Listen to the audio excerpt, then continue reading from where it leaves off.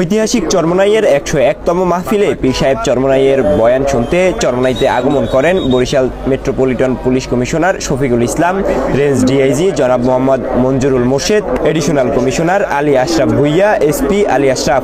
শুক্রবার সন্ধ্যায় তারা চরমোনাইতে আসেন এবং বাদ মাগরিব পীর সাহেব চরমোনাইয়ের পাশে বসে হাজারো আল্লাহর ওলিদের সাথে বয়ান শোনেন। বয়ান শেষে তারা চরমোনাই আরবি বিশ্ববিদ্যালয়ের বিভিন্ন লাইব্রেরি রুম, ইসলামী ফতোয়া ও আইন বিভাগ সহ বেশ কিছু জায়গা ঘুরে দেখেন। তাছাড়া চরমোনাই মাহফিল চলাকালীন অবস্থায় বাংলাদেশ সেনাবাহিনীর একটি টহল দল চরমোনাই মাহফিল ময়দান এরিয়ায় টহল দেন। চরমোনাই এসে পীর সাহেব চরমোনাইয়ের বয়ানের পরে তারা যান মূলত চরমোনাই আরবি বিশ্ববিদ্যালয়ে। রাতের খাবার শেষে ঘুরে দেখেন চরমোনাই জামিয়া ক্যাম্পাস। তারা মূলত কি করছিলেন দেখতে পাচ্ছেন। বরিশালের ডিআইজি, পুলিশ কমিশনার থেকে শুরু করে সবাই কিন্তু এই মুহূর্তে